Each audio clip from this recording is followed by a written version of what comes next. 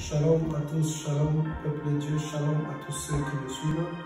J'aimerais te bénir en ce jour, ce dimanche, que le Seigneur permet que je puisse encore faire cette vidéo pour t'adresser un message, la pensée de Dieu, la pensée que Dieu veut te communiquer.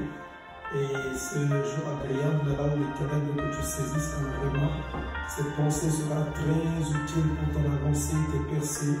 Voilà pourquoi, en ce jour que l'Éternel met à cœur, je me permets encore de te transmettre ce message par vidéo. Je salue tout le monde, je salue ceux qui me suivent par-ci et là, que ce soit ici, en Afrique ou à n'importe quel endroit, en Europe. J'aimerais te bénir et je prie que cette vidéo te trouve en bonne santé. Et même si tu n'es pas en bonne santé, quel que soit le moment où tu traverses, à travers ces paroles, assurément, tu comprendras la pensée que Dieu veut te donner par ce message.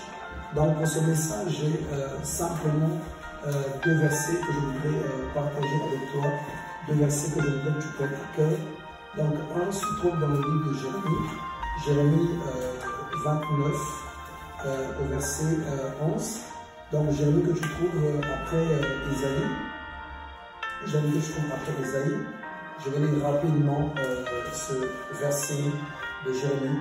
Je lis au nom du Seigneur. Voilà ce que dit la parole de Dieu. Car je connais les projets que j'ai formés sur vous, dit l'Éternel, projets de paix et non de malheur, afin de vous donner un avenir et de l'espérance. Vous m'invoquerez et vous partirez, vous me prierez et je vous exaucerai. Vous me chercherez et vous me trouverez si vous me cherchez de tout votre cœur. Je me laisserai trouver par vous, dit l'Éternel des armées, et je ramènerai vos captifs. Je vous rassemblerai de toutes les nations et de tous les lieux où je vous ai chassés. Amen. Donc je lis le verset 11 jusqu'au verset 14. Donc je lis le verset 11 jusqu'au verset 14. Donc l'Éternel a voulu que je vous donne ce message à partir de ce verset et un autre que je lirai. Donc je relis, car je connais les projets que j'ai formés sur vous, dit l'Éternel, projet de paix et non de malheur. C'est Dieu qui s'adresse ici à son peuple. Un peuple qui marchait avec lui, un peuple qui s'était choisi l'Éternel comme Dieu, c'était le peuple d'Israël, bien sûr. Quelqu'un me dirait que, bon, mais c'est que le peuple d'Israël. Mais en fait, le peuple d'Israël, c'est un peuple qui marchait avec Dieu, comme également aujourd'hui, toi aussi tu marches avec Dieu, ou toute personne qui aspire à marcher avec Dieu. Et pendant que tu vas commencer à marcher avec Dieu, l'Éternel des armées, cette promesse, sache qu'elle te concerne. Dieu dit, je connais les projets, car je connais les projets que j'ai formés sur vous, dit l'Éternel des armées, projets de paix et non de malheur. Donc, toute personne qui marche avec Dieu, Dieu a conçu pour cette personne des projets de paix, des projets de bonheur, des projets de joie et non des projets de malheur. C'est ça la pensée de Dieu. S'il dit et non des projets de malheur, cela montre que des malheurs peuvent arriver à une personne. Ça veut dire que ça, c'est pas dans le plan, c'est pas dans la pensée de Dieu. Pour ceux qui sont lecteurs des Écritures, vous allez voir que la parole de Dieu nous présente deux choses. Et deux choses que nous voyons aussi naturellement sur cette terre. Nous voyons le jour et la nuit. Et la parole de Dieu parle de la lumière et des ténèbres. La parole de Dieu parle de la vie et de la mort, de la bénédiction et de la malédiction. Donc Dieu donne la vie, mais l'ennemi, quand il rentre quelque part, le diable, quand il rentre, il vient s'aimer la mort. Et Dieu donne la bénédiction. Mais quand l'ennemi rentre, l'ennemi, c'est les sorciers, les démons, les satanistes, les magiciens. Quand ils rentrent quelque part, ils viennent pour s'aimer la malédiction. Et bien que Dieu donne la bénédiction, ils viennent pour donner la malédiction. Dieu, quand il arrive, il apporte la lumière. L'ennemi, quand il arrive, il apporte les ténèbres. Et la mort, la malédiction, les ténèbres sont synonymes à beaucoup de choses, à tout ce qui est destruction. Donc, maladie, blocage, condamnation, les efforts infructueux, les difficultés, les trahisons, les abandons, les rejets, toutes ces choses qui font souffrir, qui font du mal à l'homme, ces choses-là sont souvent présentes dans la vie de l'homme à partir de la présence des œuvres des ténèbres, à partir du diable, à partir des sorciers, des magiciens. Le travail qu'ils font, leur œuvre, leur travail consiste à emmener l'homme à l'épuisement, à la destruction, au malheur, aux pleurs, aux angoisses. Mais pourtant, quand nous voyons dans ce chapitre, Dieu pourtant il nous dit bien, je connais les projets que j'ai conçus, que j'ai établis pour vous, projets de joie, de bonheur et non de malheur, afin de vous assurer un avenir. Et donc, qu'est-ce que nous constatons souvent? Nombreux sont les personnes qui n'arrivent pas à distinguer les temps, les époques, les saisons qu'ils sont en train de vivre. Il y a des moments où tu es dans une saison, là où tu vis les choses qui ne te viennent pas de Dieu.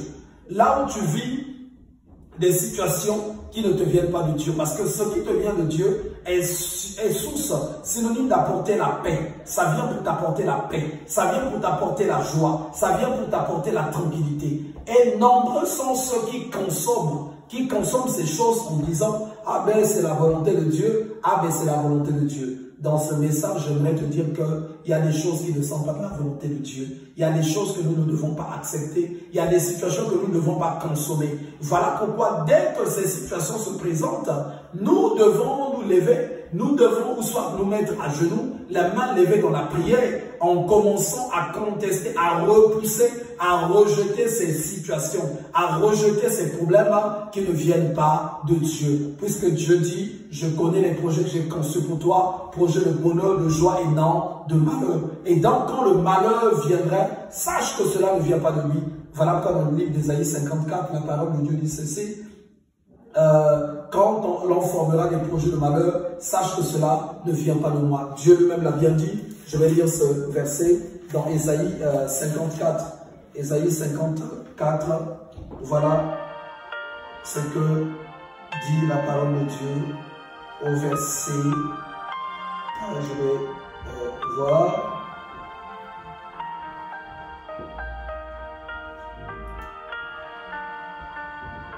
Ésaïe 54 au verset 15. Si l'on forme de complot, cela ne viendra pas de moi. Donc tout ce qui est complot, qui vient pour te déstabiliser, qui vient pour te détruire, Dieu dit bien que cela ne vient pas de lui. Voilà pourquoi quand tu vois certaines choses, quand tu vois certains points dans ta vie qui arrivent, tu vois qu'il y a comme un effondrement, tu vois qu'il y a comme un blocage, tu vois comme si les choses n'allaient pas, tu vois des situations qui t'emmènent que dans les pleurs incessants, N'oublie pas que l'Éternel a dit, je m'en vais vers le Père et je ne vous laisse pas orphelin, je vous enverrai le consolateur. Le Saint-Esprit est en train d'appeler le consolateur. Oh, le consolateur, quand il vient pour apporter la paix, la tranquillité, la consolation. Mais tu constates que toi, tu n'as aucune consolation. Tu ne fais que pleurer, tu ne fais que pleurer, tu ne fais que t'enfoncer, tu ne fais que souffrir, tu ne fais que te plaindre, tu ne fais que rechercher des solutions. Tantôt, je ne sais pas, auprès de la justice, auprès de ceci, auprès des humains, auprès de quelquefois tu cherches la consolation. Mais rien de tout ça ne vient. Je t'assure, si les situations que tu vis te viennent de l'ennemi, quelle que soit la consolation que tu vas rechercher, tu n'en trouveras pas. Parce que le problème est auprès de ce que tu as accepté à côté de toi. Est-ce que quand tu constates que tu es beaucoup abandonné, rejeté, humilié, calomnié, insulté, est-ce que cherches-tu à résoudre ces problèmes ou comprends-tu que c'est un plat que l'ennemi t'apporte? L'ennemi t'apporte un plat, mais toi, qu'est-ce que tu fais? Tu l'acceptes, tu commences à le consommer dans ton esprit. Mais une personne qui est avertie, une personne qui est révélée, reconnaîtra que ça ne fait pas partie des projets de Dieu. J'aimerais lire rapidement dans le livre de Jacques au chapitre 1. Voilà ce que dit la parole de Dieu. Jacques, donc c'est après Hébreu. C'est après Hébreu que nous retrouvons Jacques. Le livre de Jacques. Jacques 1 à partir du verset 16. Lisons la parole de Dieu. Ne vous y trompez pas, mes frères bien-aimés. Toute grâce excellente et tout don parfait descend d'en haut du Père de lumière, chez lequel il n'y a ni changement ni ombre de variation. Donc la parole commence par dire, ne vous y trompez pas, mes frères bien-aimés. Pourquoi la parole de Dieu le dit? Parce que souvent, l'être humain, l'enfant de Dieu, la créature de Dieu se retrouve deux fois dans la confusion, en croyant que Dieu donne des choses juste comme ça. Mais ici, on nous dit, ne vous y trompez pas, mes frères bien-aimés. Toute grâce excellente et tout don parfait descendent d'en haut du Père de lumière, chez lequel il n'y a ni changement ni ombre de variation.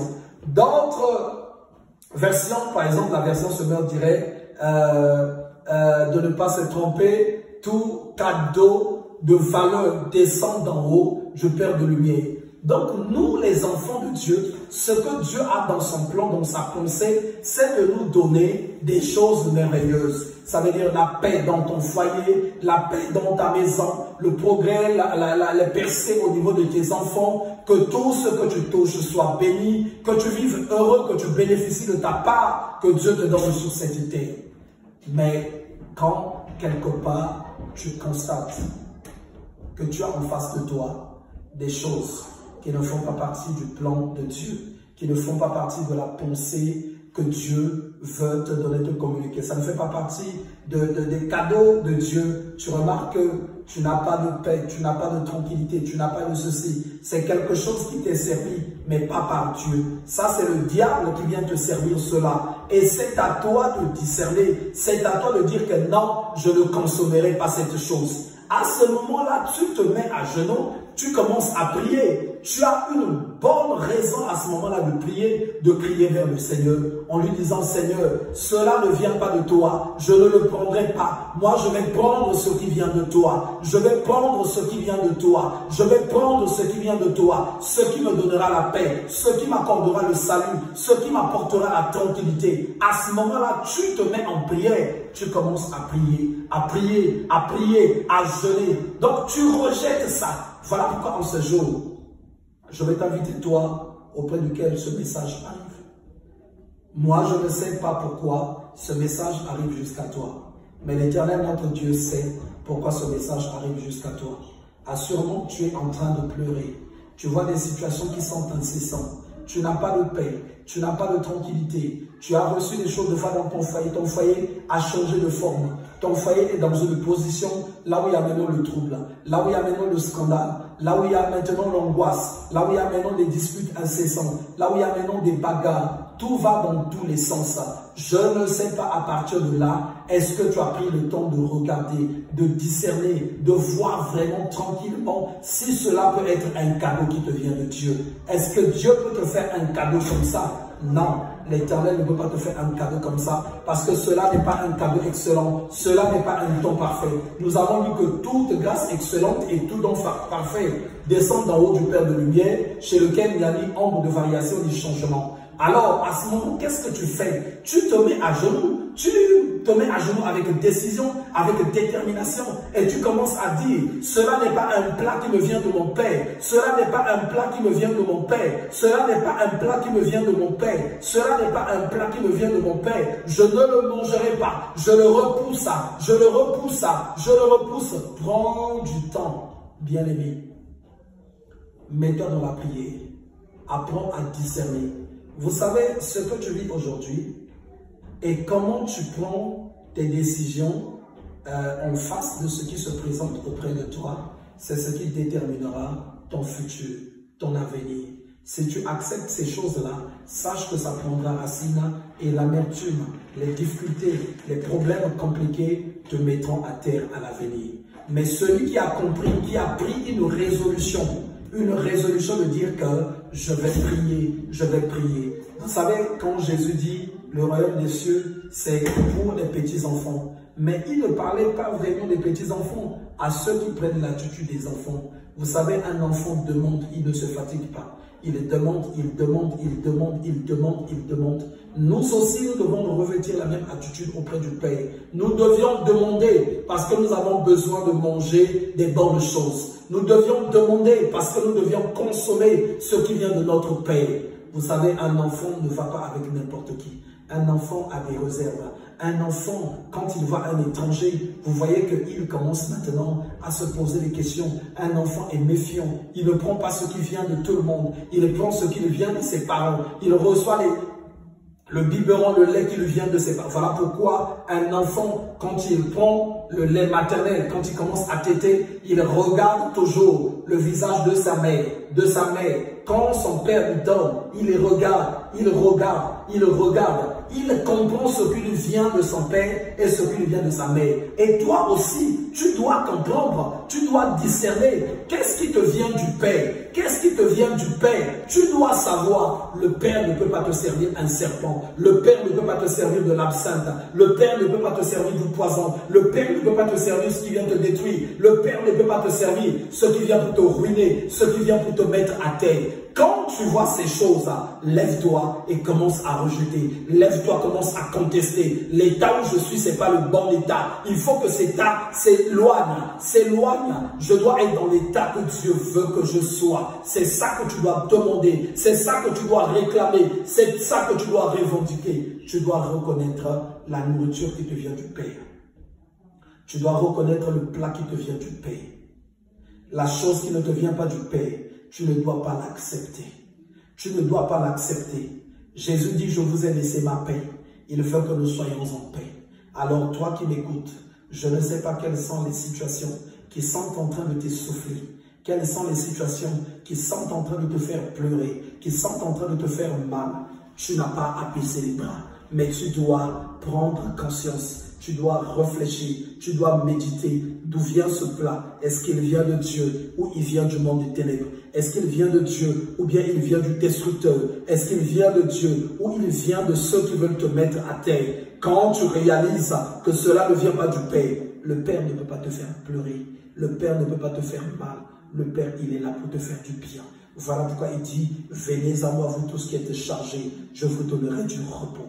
Je vous donnerai du repos. Je vous donnerai du repos. Il veut te donner du repos. Il veut te donner du repos. Il te dit son fardeau est doux et léger. Il veut te donner ce qui est léger. Il veut te faire du bien. Mais il faut d'abord que tu réalises que ce que tu vis là, n'est pas un plat qui te vient de Dieu. Tu réalises que ce fardeau, ce que je vis, me fait croupir sur la douleur, sous un fardeau très lourd, et que tu prennes la résolution de rejeter cela et de te rapprocher du Père.